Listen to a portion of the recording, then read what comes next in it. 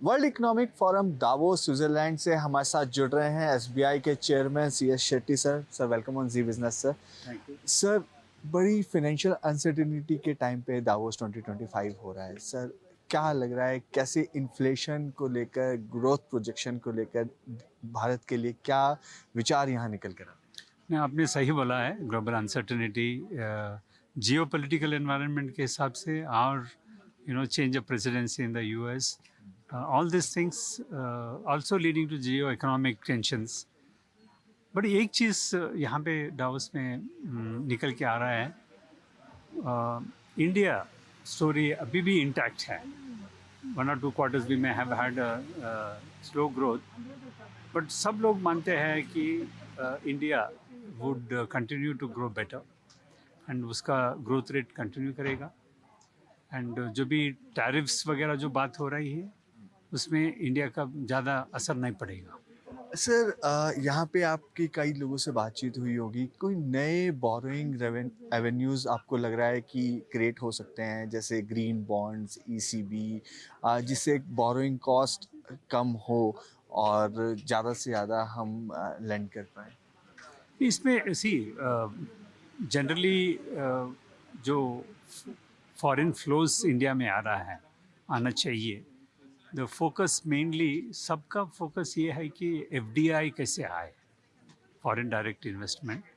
And जो भी discussion चल रहा है आपस में, it is focus more on the foreign direct investment. हम भी एक पैनल में रहे थे, उसमें भी हमने बताया दैट जो PLI स्कीम जो लाया है सेंट्रल गवर्नमेंट ने, उसके ज़रिया बहुत सारे फॉरेन कंपनीज ने इंटरेस्ट दिखा रहा है हमारा मैन्युफैक्चरिंग सेटअप करने के लिए। सो मेरे ख्याल से I think this is a good platform to convey to them that I think our central ministers and state ministers, chief ministers were also here, and they were all pitching for India's suitability for attracting that investment. Sir, technology की यदि हम बात करें, sir artificial intelligence पे यहाँ पे बहुत बात हो रही है और फिनेंशियल वर्ल्ड के अंदर टेक्नोलॉजी का बहुत बड़ा यूज़ है।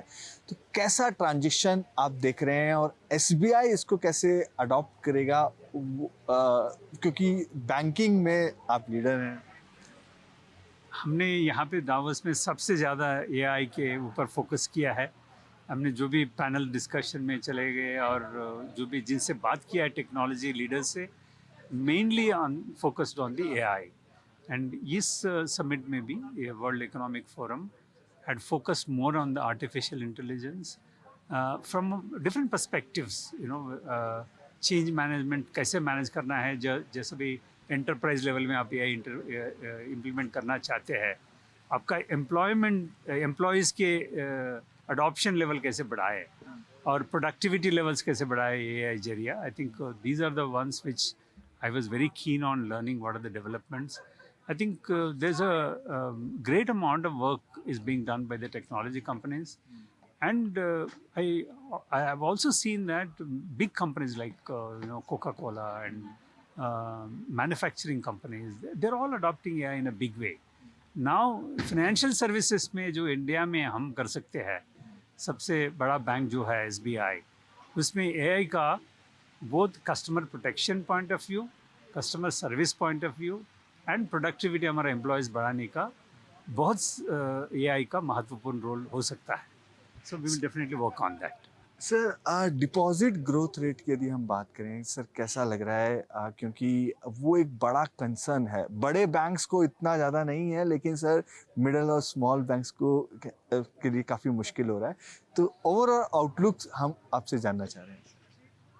अब अभी दिसंबर नंबर देखे तो अभी RBI ने जो रिलीज़ किया है, deposit growth rate double digit में पहुंच गया इंडस्ट्री लेवल में, बैंकिंग इंडस्ट्री में, which is a good sign.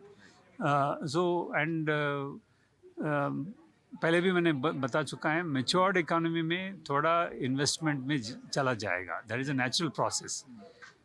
But ultimately the customers जैसा भी वो एसेट एलोकेशन करते हैं, deposit will be very important asset in their asset allocation. I'm sure that the deposit growth rate will continue to be in the double digit, which will support the economy and credit growth. And sir credit growth कैसा लग रहा है कि जो private investment है वो pickup हो और क्रेडिट ग्रोथ हो पाए? अरे प्राइवेट इन्वेस्टमेंट कैपिटल एक्सपेंडिचर में कई सारे सेक्टर्स में रिन्यूएबल्स, रोड्स एंड इवन जो भी पीएलआई रिलेटेड एक्टिविटीज़ है उसमें भी बहुत सारे इन्वेस्टमेंट्स हो रहा है। एंड आज हमारा एसबीआई भी एक रिपोर्ट रिलीज़ किया है, उसमें कैपिटल एक्सपेंडिचर का अनाउंसमेंट्स भी ये 10 साल में जो हुआ है that magnitude is very high. Core sector में थोड़ा इन्वेस्टमेंट कम हो रहा है, स्टील एंड सीमेंट में उनका कैपेसिटी यूटिलाइजेशन अभी 75% है। सो मेरे ख्याल से वो ब्राउनफील्ड एक्सपेंशन में जाएंगे। एक ही external environment, you know how this is going to play out, they are just waiting and watching and I am sure they will also come into picture.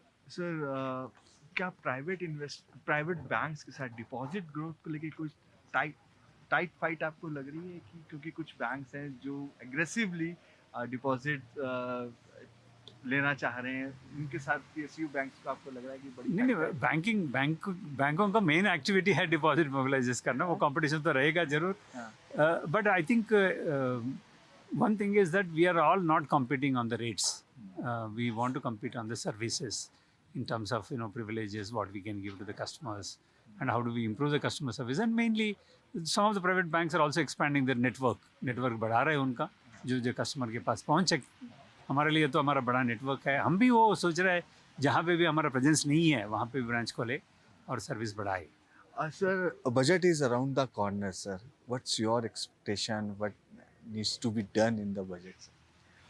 The general impression every one of us is having is that, you know, some measures to improve the consumption should be taken by the government. Obviously, one good thing is that rural and urban consumption is converging now. I think more or less it is in the same plane. But थोड़ा consumption बढ़ाने के लिए जो measures ले सकते हैं government, वो जरूर लेना चाहिए। सर, इन्फ्लेशन में थोड़ा सा नीचे आया है जो उम्मीद के मुताबिक भी है, तो लग रहा है सर जो फेब की मॉनेटरी पॉलिसी होगी उसमें जो नए गवर्नर है नया सरप्राइज दे पाएंगे?